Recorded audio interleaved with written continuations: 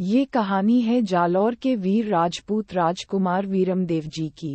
वीरमदेव जी को कुश्ती में महारत हासिल थी और वह बहुत ही शूरवीर योद्धा थे।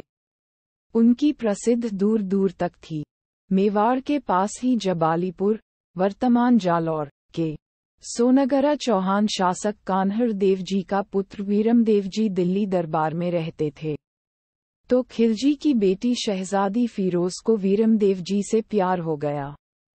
कहते हैं कि वीरमदेव जी की शोहरत और व्यक्तित्व के बारे में सुनकर दिल्ली के तत्कालीन बादशाह अलाउद्दीन खिलजी की पुत्री शहजादी फिरोजा का दिल वीरमदेव जी पर आ गया और शहजादी ने किसी भी कीमत पर उनसे शादी करने की जिद पकड़ ली और कहने लगी, वर वरूं वीरमदेव ना तो रहूंगी अकन कुंवारी, अर्थात शादी करूंगी तो वीरमदेव से नहीं तो अक्षत कुंवारी रहूंगी।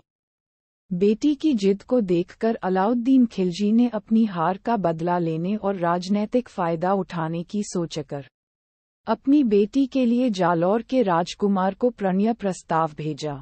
कहते हैं कि वीरमदेव जी ने ये कहकर प्रस्ताव ठुकरा दिया कि मामो लाजे भाटिया, कुल लाजे चौहान, जे मैं परनू तुर्कनी तो पश्चिम उगे भान, अर्थात अगर मैं तुर्कनी से शादी करूं तो मामा, भाटी कुल और स्वयं का चौहान कुल लज्जित हो जाएंगे और ऐसा तभी हो सकता है जब सूरज पश्चिम से उगे।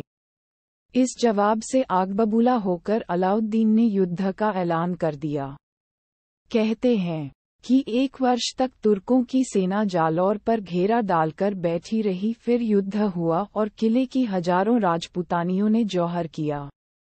स्वयं वीरमदेव ने 22 वर्ष की अल्पायु में ही युद्ध में वीरगति पाए। अंत में तुर्की की सेना वीरमदेव जी का मस्तक दिल्ली ले गई और शहजादी के एक स्वर्ण थाल में उनका मस्तक उनके सामने रख दिया। इसे देखकर शाहजादी फिरोजा बहुत दुखी हुई, तब उसने मस्तक का अग्नि संस्कार किया। बाद में दुखी होकर यमुना नदी में कूदकर अपनी जान दे दी। ऐसी किंवदंती भी है कि जैसे ही फिरोजा सामने आई, वीरमदेव जी के मस्तक ने मुंह फेर लिया।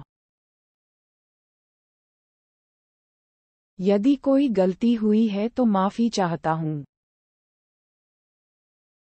यदि आपको हमारी यह जानकारी पसंद आई है तो हमारे YouTube चैनल को सब्सक्राइब जरूर करें।